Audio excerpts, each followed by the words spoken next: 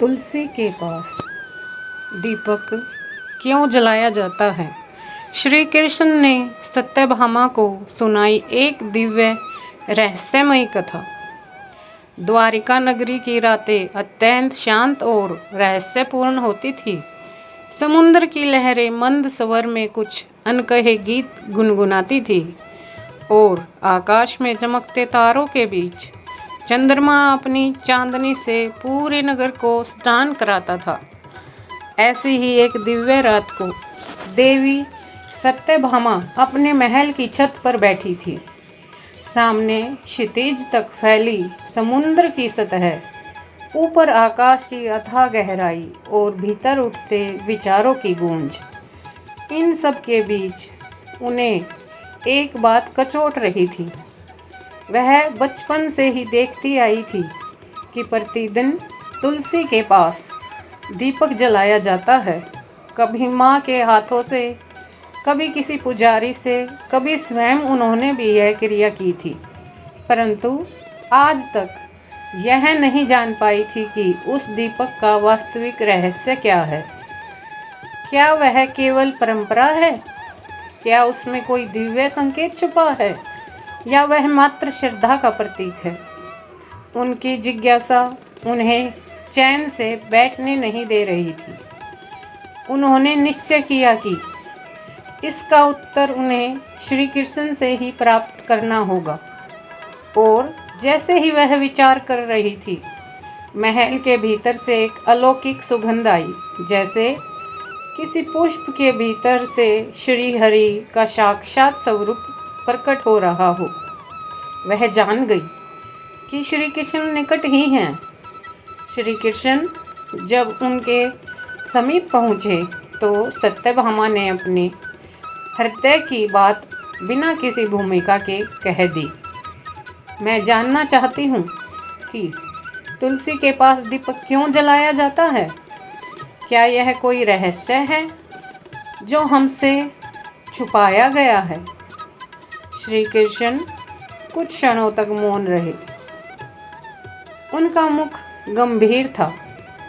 फिर उन्होंने धीरे से आकाश की ओर देखा, जैसे ब्रह्मांड के प्राचीनतम रहस्य को याद कर रहे हों।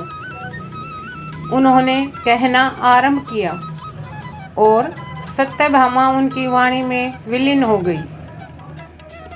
यह कथा आरंभ हुई अनंत काल पहले की, जब न समय की गणना थी, न दिशाओं की सीमाएं। देवता, असुर और मानव तीनों लोकों में विचलन का समय था। असुरों ने पृथ्वी पर आतंक फैला रखा था।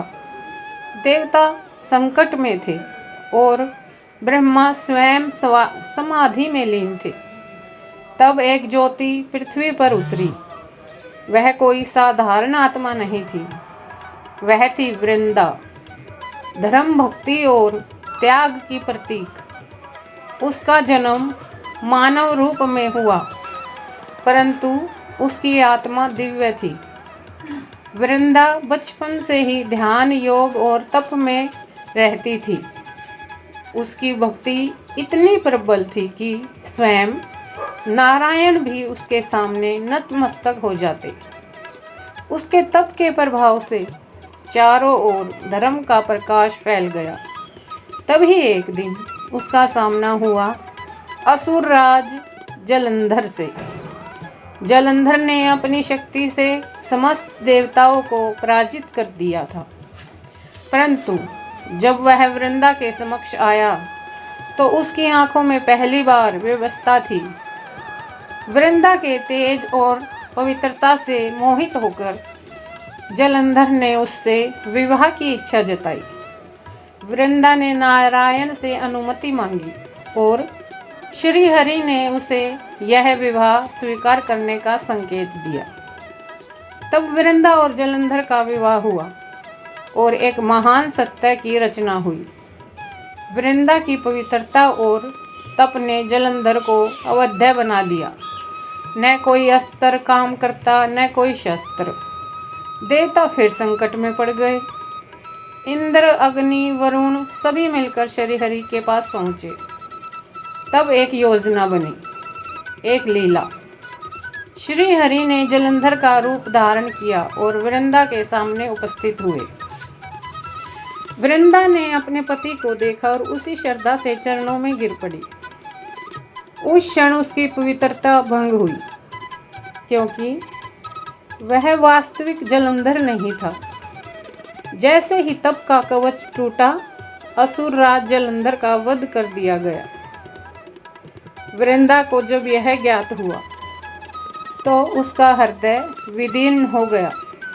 वह क्रोधित हुई, व्याकुल हुई और फिर अंत में शाप दे बैठी। ए हरि, श्री हरि, तुमने छल किया, तुम पत्थर के हो जाओ। और तब श्री हरि शालिग्राम रूप में परिवर्तित हो गए।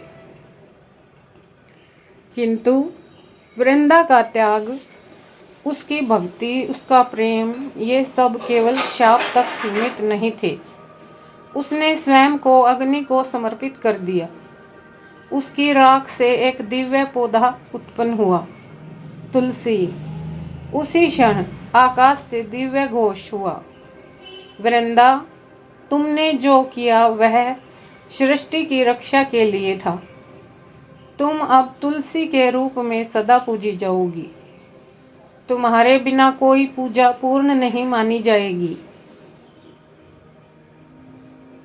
श्री हरि ने तुलसी के स्वरूप को अपने हृदय में स्थान दिया। जब तुलसी का पौधा उत्पन्न हुआ तो उस समय से ही उसे दीपक अर्पित किया जाने लगा। वह दीपक मात्र प्रकाश नहीं था, वह एक स्मृति थी उस तप की, उस त्याग की, उस भक्ति की जो वृंदा ने दिखाई थी। दीपक की लौ में वह ज्योति छुपी थी जो उस काल में भी विचलित नहीं हुई थी। तुलसी के समीप दीपक जलाना एक प्रतीक बन गया, यह संकेत देने का कि जहाँ भक्ति होगी वहाँ प्रकाश रहेगा, और जहाँ प्रकाश होगा वहाँ श्री हरि सदा उपस्थित रहेंगे। समय बीतता गया, युग बदलते गए, द्वापर आया, फिर कलयुग, परंतु तुलसी का दीपक नहीं बुझा। वह अब भी हर आंगन में जलता है। उसकी लौ अब भी वृंदा की कहानी कहती है। सत्यभामा जब यह समस्त कथा सुन रही थी तब वह समय की सीमा से परे पहुंच चुकी थी। उनके हृदय में एक अद्भुत श्रद्धा उत्पन्न हुई। उन्होंने उसी क्षण तुलसी के समीप दीपक जलाया। दीपक की लौ में उन्हें वृंदा का रूप दिखाई दिया, शांत, तेजस्वी और सदा पूजनीय। और तभी उन्हें समझ आया, तुलसी के पास दीपक जलाना केवल परंपरा नहीं है, यह एक प्राचीन सौगंध है। भक्ति की, प्रेम की, त्याग की। यह दीपक वह द्वार है जो हमें हमारे भीतर के देवत्व से जोड़ता है। यह लो वह स्मृति है जो बताती है कि किसी भी युग में जब भी अंधकार बढ़ेगा, एक वृंदा फिर प्रकट होगी और उसका तप फिर दीपक की लौ में जीवित रहेगा। और इसी कारण आज भी जब कोई तुलसी के समीप दीपक जलाता है तो उसकी आत्मा अनजाने ही एक पुरानी कथा से जुड़ जाती है। एक ऐसा संबंध जो न जन्म का है न मृत्यु का, केवल भक्ति का, केवल प्रेम का प्रतीक है। अगर आपको हमारी वीडियो पसंद आए तो हमारे चैनल शिव की कृपा को लाइक, शेयर और सब्सक्राइब करें और हमारा ऐसे ही साथ देते रहें। कमेंट में राधे राधे, जय श्री कृष्णा लिखना ना भूलें। आप सभी लोगों का दिल से धन्यवाद। राधे राधे। आपको अगर हमारे कुछ भी इस वीडियो में पसंद आया हो तो हमारे चैनल को लाइक शेयर सब्सक्राइब